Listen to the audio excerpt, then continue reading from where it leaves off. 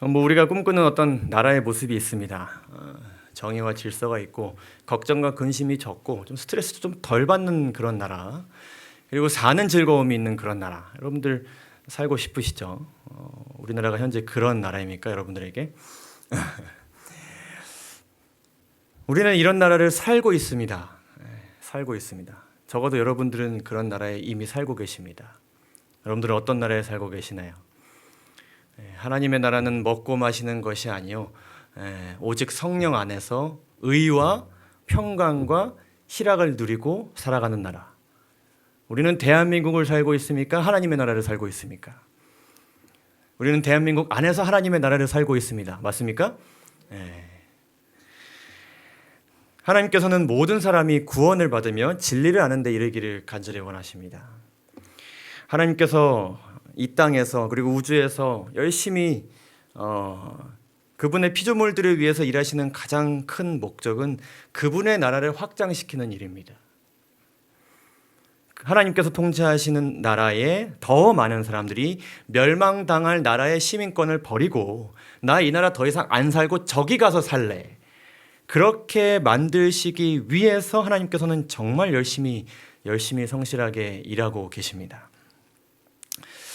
이 성경에서 우리가 이 하나님의 나라라는 키워드를 잘 이해하는 것은 정말로 중요합니다. 이 주제는 예수님께서 이 땅에 오셔서 전하신 복음의 핵심 메시지이기도 했습니다. 너희들이 미래에 받을 하나님 나라는 어떠한 나라인지, 그리고 너희들이 지금부터 살아가는 그 하나님 나라는 어떠한 나라인지, 그리고 그 나라를 통치하시는 통치자는 어떤 분이신지, 그리고 그 나라에 사는 백성들은 어떻게 사는 백성들인지 이것에 대해서 예수님께서 정말 많이 설명하셨고, 이를 하나님께서 구약과 신약에 걸쳐서 아주 방대한 그러한 메시지를 백성들에게 전해주셨습니다. 그래서 이 주제를 언제 한번 잘 정리해서 설교를 드릴 기회가 있을 줄 압니다. 근데 오늘은 이제 이 하나님의 나라에 대한 몇 가지 말씀을 나누는데, 특별히 이 하나님 나라는 어떤 형태의 나라이고 그분의 나라를 어떻게 확장하시는지를 살펴보면서 마지막으로 우리가 살펴볼 이 다니엘서 4장의 내용과 연결지어서 교훈을 나눠보고자 합니다. 구약에서 나라라는 단어로 번역된 히브리어들이 있는데, 대표적으로 두 가지 중에 그중 하나, 바로 지금 보시는 고이라는 히브리어입니다. 이 고이라는 히브리어는 아주 중요합니다. 하나님께서 그분의 백성들에게 내가 너희에게 이러한 나라를 주겠다라고 약속하실 때 사용한 그런 단어입니다. 이 고이라는 단어는 민족, 국가, 나라라는 의미인데, 좀 더 구체적으로 보면 특정한 단체, 그리고 영토가 있는 사람들의 무리나 조직, 인종 혹은 지역 사람들의 모임, 우리가 기본적으로 이해하는 그런 나라의 개념입니다. 그렇죠? 영토가 있고 거기에 사람들이 모여 있을 때에 하나의 나라로서 형성되고, 우리가 그것을 거기에 또 이제 체계가 있고 시스템이 있게 됐을 때에 국가라고 부르고요. 그래서 이 고이라는 단어는 그런 의미입니다. 대표적으로는 창세기 18장 18절에서 아브라함은 강대한 나라가 되고 천한 만민은 그를 인하여 복을 받게 될 것이다 라고 말씀하셨을 때에 사용하셨던 나라와 천하 만민 둘 다 고이입니다. 그래서 영어를 보시게 되면은 아브라함이 great, 아주, 그리고 파워풀한, 강하고 아주 힘센 그런 국가가 되도록 하나님께서 이끄실 것이다. 그리고 그 주변에 있는 다른 국가들이 이 국가를 통하여서 복을 받게 될 것이다. 이렇게 말씀하고 계신데, 우리가 기본적으로 이해하는 나라의 개념과 같이 실제적으로 아브라함의 자손들이 영토를 가지게 되고 국민의 수가 늘어나며 강한 국가의 힘을 갖춘 그런 나라를 하나님께서 만들어 주시겠다는 약속의 말씀입니다. 이 단어는 미가서 4장 7절에도 사용됩니다. 이때는 이제 유다 나라, 다니엘이 살았던 그 유다 나라에서 이제 그 유다 나라 말기에 우시야 히스기야 왕 시대에 이 미가서 선지자가 받은 말씀입니다. 이 나라가 바벨론에 의해 멸망을 받게 될 것이지만, 나라를 잃게 될 것이지만, 고의를 잃게 될 것이지만 그 나라를 다시 회복하게 될 것이다 라고 주신 말씀입니다. 그날에는 내가 저는 자를 모으며 쫓겨난 자와 내가 환난받게 하는 자를 모아서 남은 백성이 되게 하며 멀리 쫓겨난 자, 나라를 잃고 고의를 잃고 여기저기로 퍼져나가고 포로로 잡혀간 내 백성들을 다시 모아서 강한 나라, 옛날의 영광을 되찾도록 할 것이다. 옛적 고의의 영광을 되찾도록 할 것이다 라고 기록해 주신 말씀입니다. 이러한 개념을 잇는 신약의 헬라어는 에드노스라는 단어입니다. 고의와 같은 의미이죠. 유명한 마태복음 24장 14절의 말씀에서 이 에드노스가 사용됩니다. 이 천국 복음이 모든 민족에게 증거되기 위하여 온 세상에 전파될 것이니 그제야 끝이 올 것이다. 그래서 실제적으로 모든 민족들, 사람과 사람들이 물리적으로 이렇게 모여 사는 나라들의 복음이 전파되고 믿는 자들의 수가 실제적으로 증가될 때에 끝이 오게 될 것이다. 예수님의 말씀이었습니다.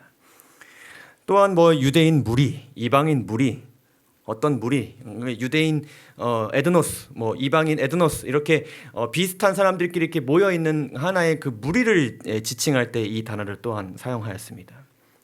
혈통이 다르거나 문화가 다름을 이제 표현할 때 사용한 단어이죠. 그래서 우리가 살펴보고 있는 이 다니엘이란 인물은 유다라는 고위에서 살았습니다. 그 나라는 하나님을 믿고 다니엘과 같은 유대교 문화를 가지고 있고 같은 혈통을 가진 가족과 친지들이 사는 그런 고위, 곧 나라였습니다. 민족이었고요. 자, 그런데 이 다니엘이 살았던 유다라는 고위는 어떻게 되었습니까? 유다라는 에드노스는 어떻게 되었습니까? 바벨론에 의해서 어떻게 되었습니까?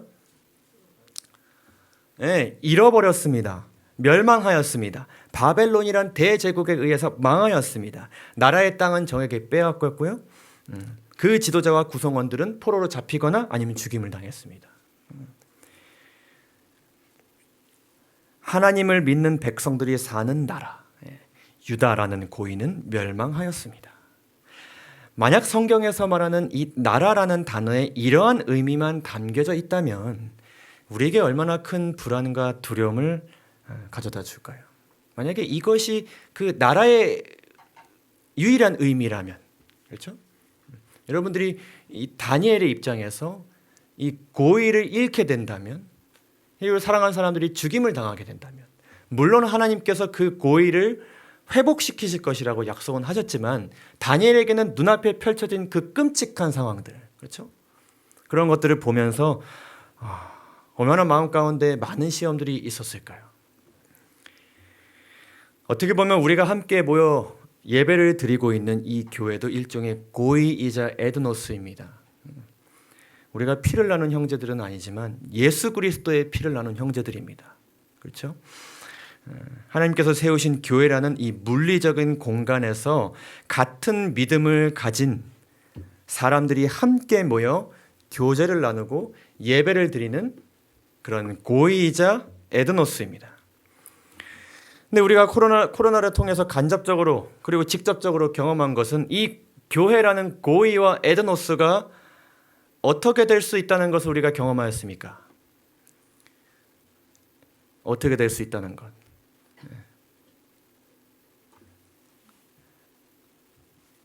함께 모여 예배드릴 수 있는 것이 어렵게 될 수 있다는 것. 실제로 그 일이 벌어졌고 우리가 경험하였습니다. 그렇죠? 많은 분들이 염려하셨습니다. 저도 그랬고요. 도대체 이 교회를 어떻게 지켜야 할 것인가? 이 모임이 불가능한 지금의 이 시기를 우리가 어떻게 넘겨야 될 것인가?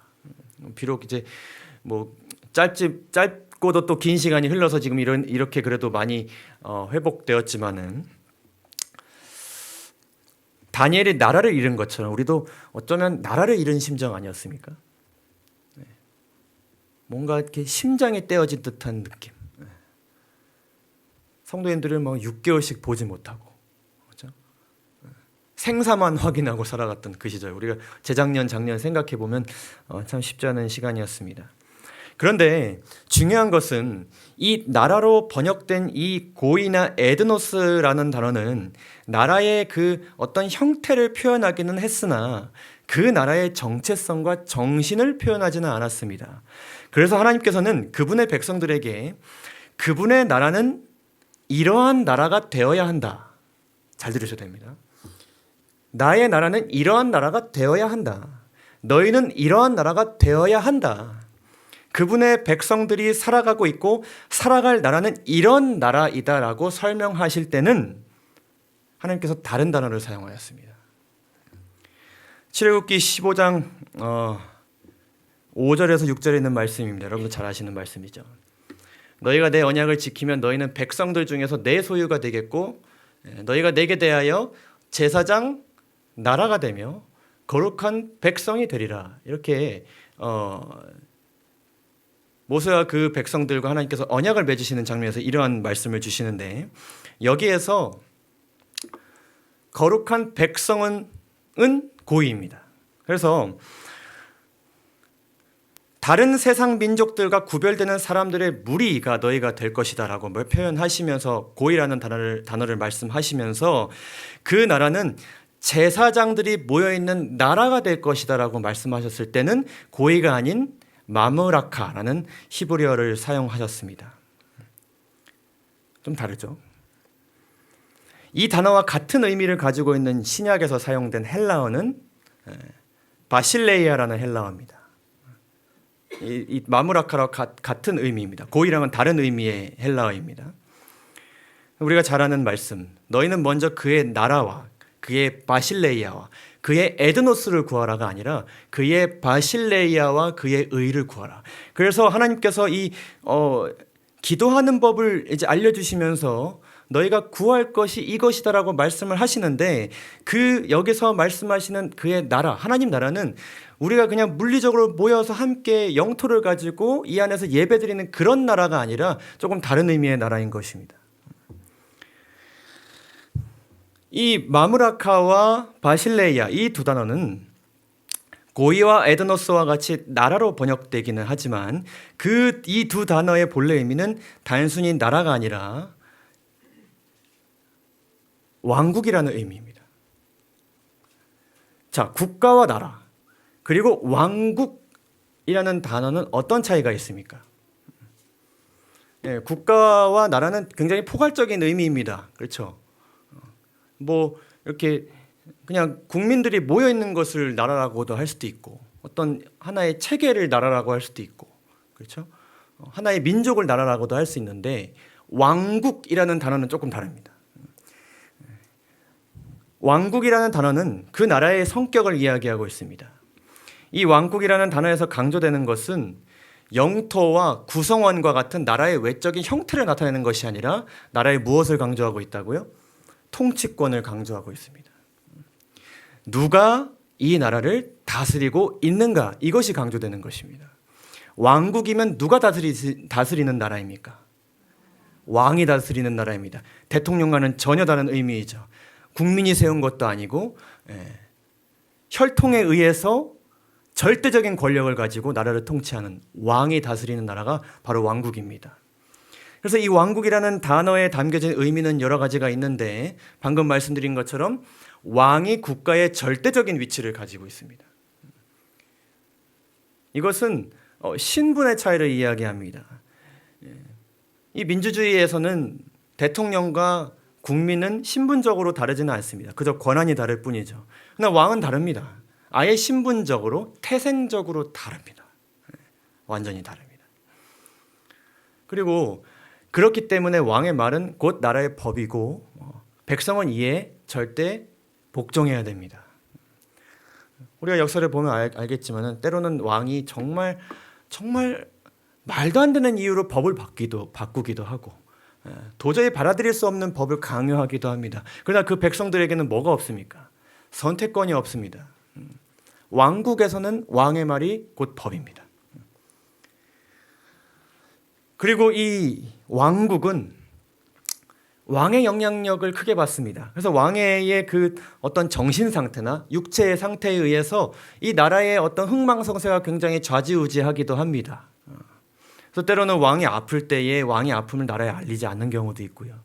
그렇죠? 그래서 왕이 일부러 어떤 때는 나가서 승리를 쟁취하면 그것이 국가의 승리가 되기도 합니다. 그래서 이 고이와 에드니스는 백성들의 어떤 그 모임을 강조했다면은 이 마무라카와 바실레이아는 이 나라의 통치자가 누구인지를 강조하고 있는 것입니다. 그래서 하나님의 나라, 너희는 하나님의 나라를 살아야 한다. 너희는 하나님의 바실레이아를 살아야 한다라는 것은 우리가 그저 영토를 가지고 모이는 그런 나라를 살아가는 것이 아니라 통치권이 누구에게 있는 나라를 살아야 한다. 하나님께 있는 나라를 살아야 한다라는 말씀이 담겨져 있습니다. 그래서 이 나라의 정체성은 개인이나 장소, 모임, 가정, 교회 그런 어떤 모임에 의해서 결정되는 것이 아니라 그곳을 내가 통치하느냐 아니면 누가 통치하시느냐 하나님께서 통치하시느냐에 따라서 결정되는 것입니다. 그래서 우리가 사실은 물리적으로 이렇게 모여 있어도 이곳이 하나님의 나라가 되지 못할 수도 있는 것이고요. 우리가 흩어져 있을지라도 각자 있는 곳에서 하나님의 나라가 될 수도 있다는 것을 의미합니다. 물론 그렇다고 해서 모이는 것이 전혀 의미가 없다. 이것은 또 다른 이야기이고요. 어쨌든 예수님께서는 이 바실레이아라는 단어를 사용하셔서 재림 후에 도래하게 될 영원한 나라, 곧 미래에 우리가 최종적으로 들어가게 될 하나님의 나라를 표현하기도 하셨지만은 이러한 측면에서 하나님의 나라를 설명하기도 하셨습니다. 누가복음 17장 21절의 말씀, 하나님의 나라, 하나님의 바실레이아는 누구 안에 있느니라? 너희 안에 있느니라. 다른 번역으로는 이렇게 기록합니다. 너희 어디 속에 있느니라? 마음 속에 있느니라. 이 번역을 화인 여사도 뒷받침하고 있습니다. 하나님의 나라는 어디에서부터 시작된다? 마음에서 시작된다. 만약 우리의 삶과 말과 행동을 내가 아닌, 제가 아닌, 타인이 아닌 하나님께서 움직이시도록 그 통치권을 우리의 마음을 내어드린다면 그 마음에서부터 하나님의 나라는 시작된다는 것을 예수님께서 강조하고 계신 것입니다. 그래서 비록 다니엘이 살아간 유다라는 고인은 멸망하였고 사람들이 뿔뿔이 흩어졌고 나라는 지도자를 잃고 역사는 멈춰졌지만 그러나 그의 마음의 통치자는 여전히 하나님이셨고 그가 어디에 있든지 하나님께서 그의 행동과 말을 지배하시도록 그분께 그의 마음을 내어드렸습니다. 그리고 그의 마음 속에는 하나님의 바실레이아, 하나님의 마무라카는 멸망하지 않고 살아 숨쉬고 있었습니다. 그가 몸은 바벨론에 있었지만 그의 마음은 늘 바벨론보다 하나님의 나라를 살고 싶었고 하나님께서 그의 마음을 인도하셨습니다. 그리고 그런 인물이 지금 어디에 서 있습니까? 바벨론의 중심에 서 있습니다. 여러분, 이것이 얼마나 대단한 의미를 갖고 있는지를 우리가 정말 마음 깊이 알아야 됩니다. 이것은 바벨론의 중심에 하나님의 나라가 등장한 것입니다. 어떻게 보면 하나님의 나라가 바벨론을 지금 침략해 들어온 것입니다. 이 나라를 정복하기 위해서. 고인은 멸망했지만 마무라카는 살아서 그 안에 들어간 것입니다. 유다라는 고이에서 포로 한 명이 넘어온 것이 아니라 살아있는 하나님의 나라가 바벨론 사람들에게 이제 목격되기 시작한 것이고 설명되기 시작한 것이고 더 나아가 경험되기 시작한 것입니다.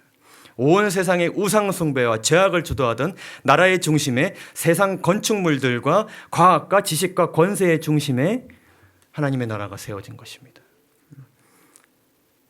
처음으로 그들에게 하나님의 나라는 이런 나라야. 이 나라를 통치하신 분은 이런 분이야라는 메시지가 전달되기 시작한 것입니다. 거의 1년 전 제가 이 시리즈를 시작하면서 성경에서 이 요셉과 다니엘의 삶이 갖는 중요성을 정말 아주 강하게 강조했었습니다. 왜냐하면 그들은 성경에서 절대 대다수를 차지하고 있는 그 수많은 하나님의 백성들과 다르게 그들의 신앙을 어디에서 지키고 살아간 사람들입니까? 하나님의 백성들이 모여있는 고위가 아니라 이방 나라에서 그리고 거의 홀로 그 안에서 그들이 하나님의 나라를 지키고 살아갔습니다. 구호봉사 300페이지를 보게 되면 요셉과 다니엘의 역사는 하나님께서 자기 자신을 드리고 전심으로 하나님의 목적을 성취하고자 힘쓰는 사람들에 대하여 하나님께서 행하시는 일이 무엇인가를 설명하는 한 실예인데, 여기서 하나의 추가적인 설명을 덧붙이자면 어디서? 그냥 우리끼리 모여있는 이곳에서? 아니요. 어디 안에서? 바벨론과 애굽 안에서.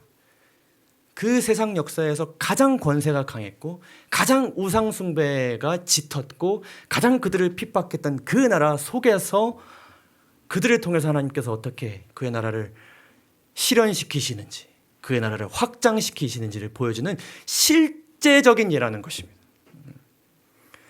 여러분, 우리가 사실은 일주일에 7분의 6을 세상에서 보냅니다. 우리가 안식일의 소중함을 너무나도 우리가 깊이 간직하고 있지만, 안식일의 이 시간을 통해서 이 우리끼리 함께 이제 구별된 백성들끼리 모이는 이 고위 안에서의 시간을 통해서 우리가 6일을 살아나가는 것이지만, 어쨌든 이 다니엘의 삶을 통해서 우리가 특별히 이 6일의 삶, 우리의 삶을 90% 이상 지배하고 있는 이 6일의 삶 가운데 우리가 어떻게 살아야 하는지, 그리고 그 가운데 하나님께서 우리를 어떻게 사용하시고 어떠한 열매들을 얻게 하실지를 보이며 우리가 이를 배우게 되는 것입니다.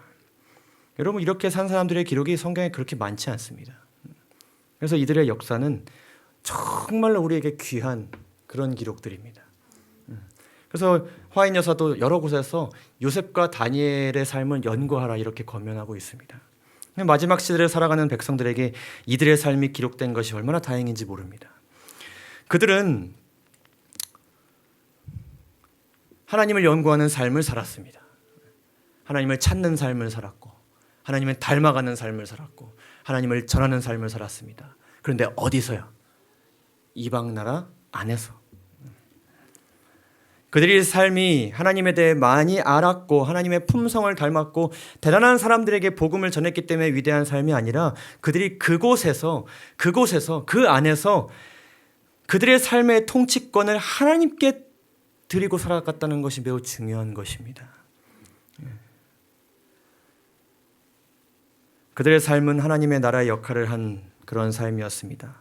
무엇보다도 모든 백성이, 다른 모든 고위들이 아브라함의 자손을 통해서 복을 받게 될 것이라는 것을 그들이 마음에 품고 그 삶을 살아갔고, 그 삶을 통하여서 많은 사람들이 구원받은, 많은 사람들을 살리게 되는 역사, 그러한 것들을 경험하는 그런 삶이었습니다.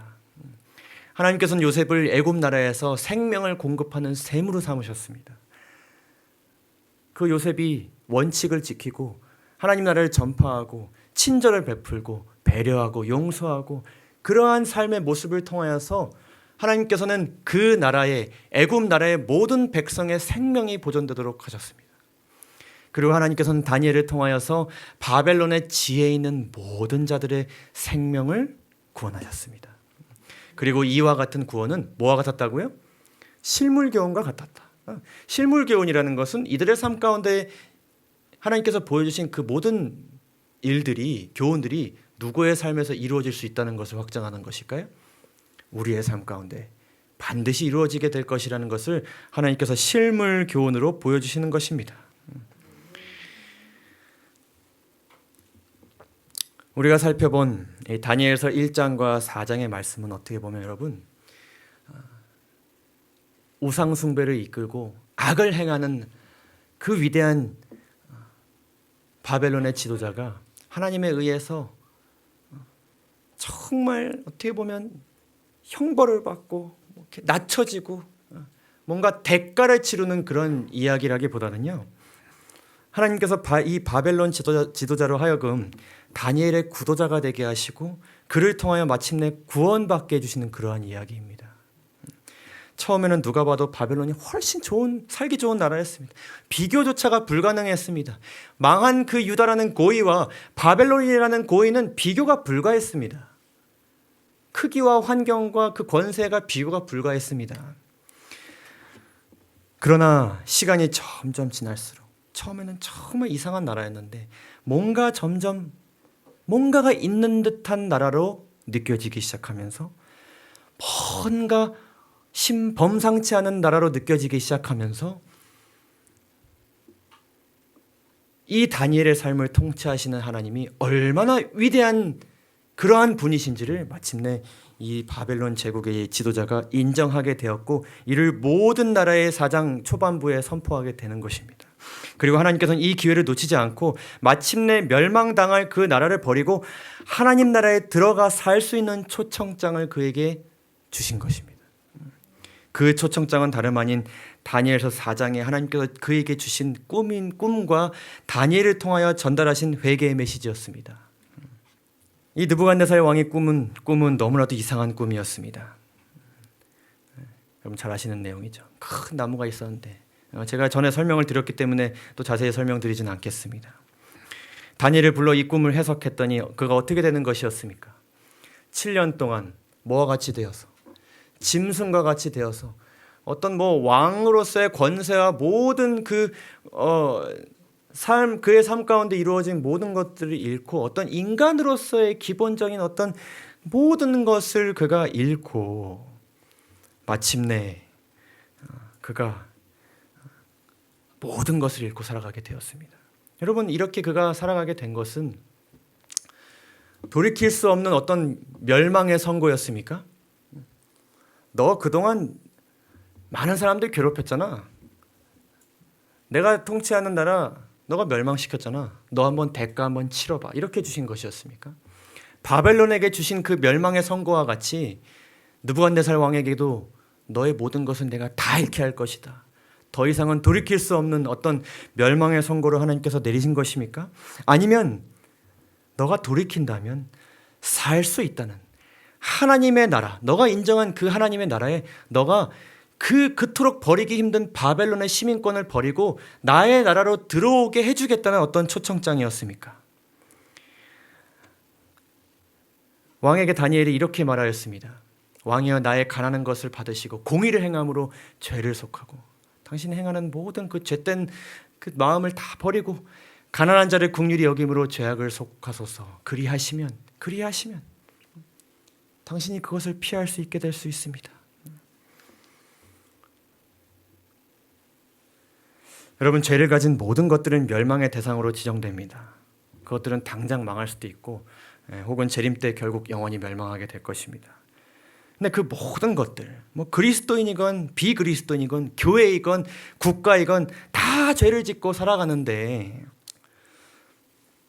그 모든 것들 중에서 여러분 성경에서 돌이킬 수 없는 멸망을 받게 될 것인지 한 대상이 한 국가가 한 나라가 한 개인이 한 교회가 돌이킬 수 없는 멸망을 받게 될 것인지 혹은 멸망을 피할 수 있는 기회가 주어졌는지를 알 수 있는 중요한 지표는 그 대상에 회개하라는 메시지가 주어졌는가입니다.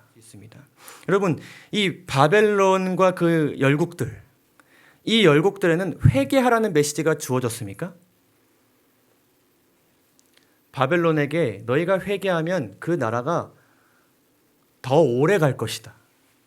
혹은 영원할 것이다. 이런 메시지가 주어진 적이 있습니까? 없습니다. 이 회개의 메시지가 여러분 그냥 막 불특정 다수에게 다 주어지는 것은 아닙니다.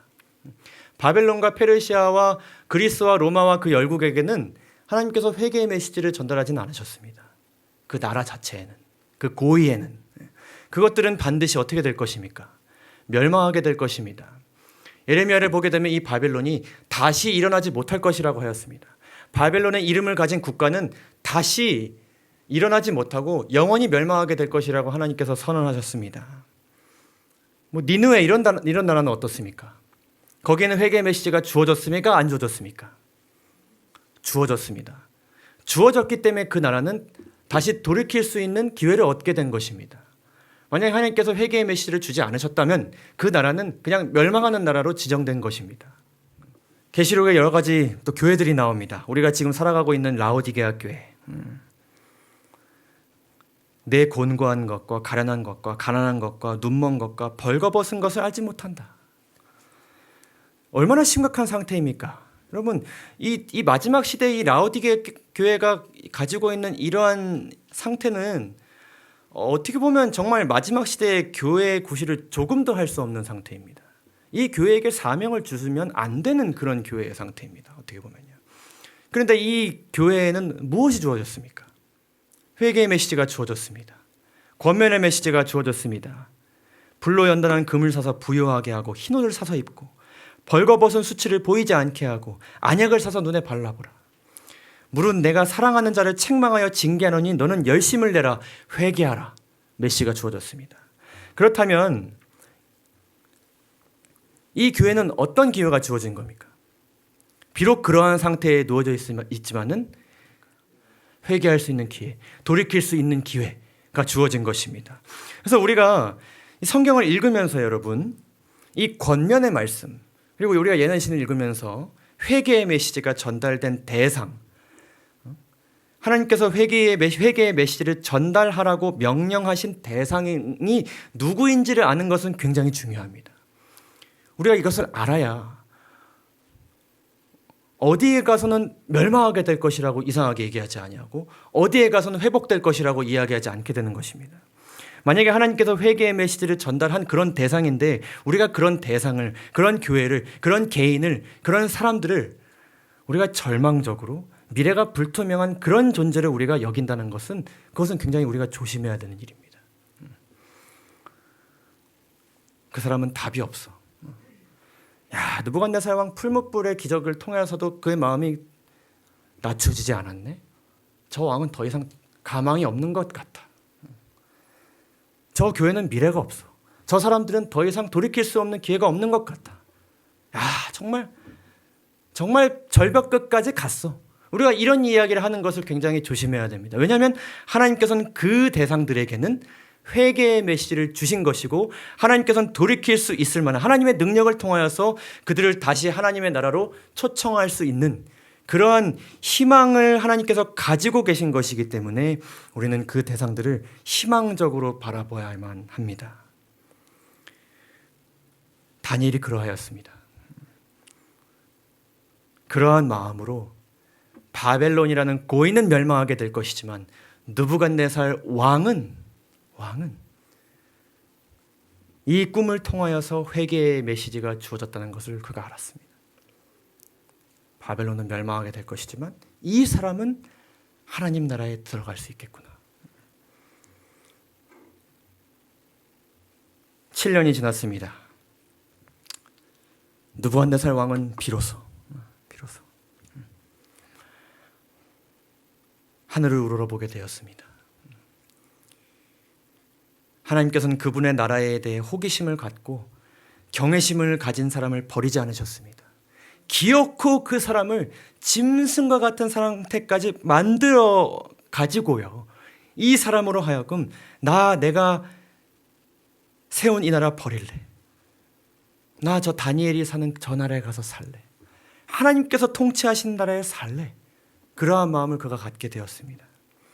이 다니엘의 고백은 참으로 감동스러운 고백이 아닐 수 없습니다. 그가 하늘을 우러러 보았더니 내 총명이 다시 내게로 돌아온지라. 이에 내가 지극히 높으신 자에게 감사하며 영생하는 자를 찬양하고 존경하노니 그 권세는 영원한 권세요. 그 나라는 대대에 이르리로다.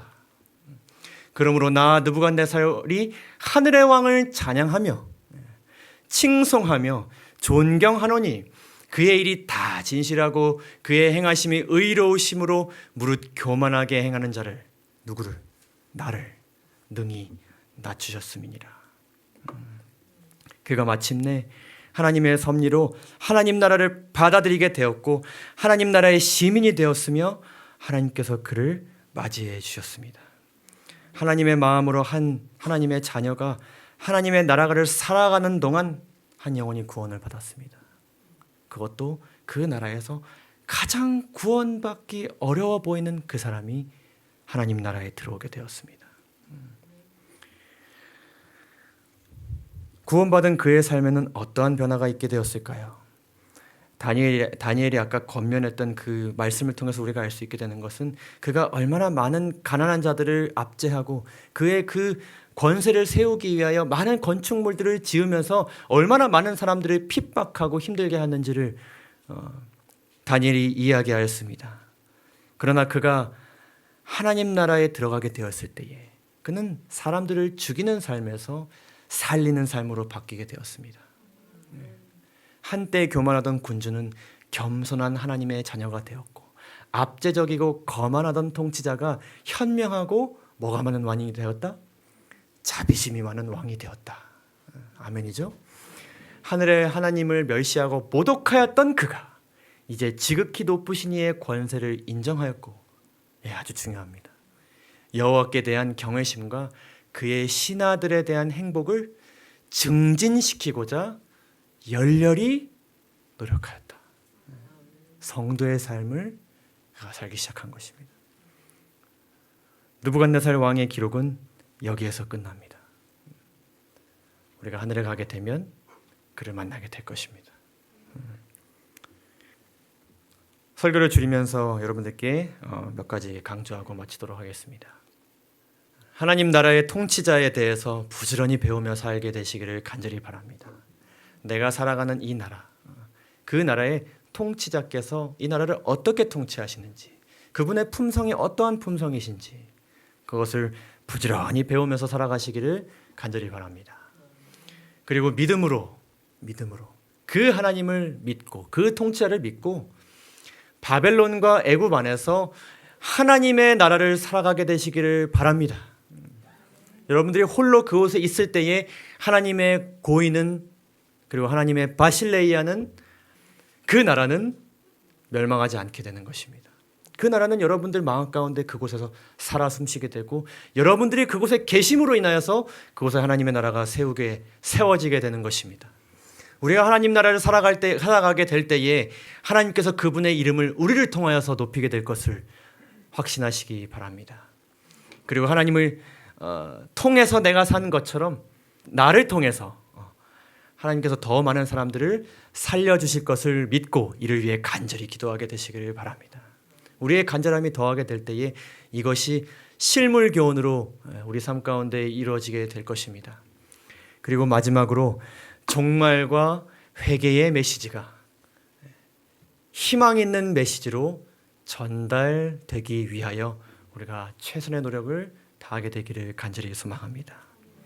오늘 말씀을 마치면서 다니엘의 그 삶과 느부갓네살의 변화가 우리 모두의 삶 가운데 더 많이 일어나기를 간절히 바라면서 오늘 말씀을 마치도록 하겠습니다. 감사합니다.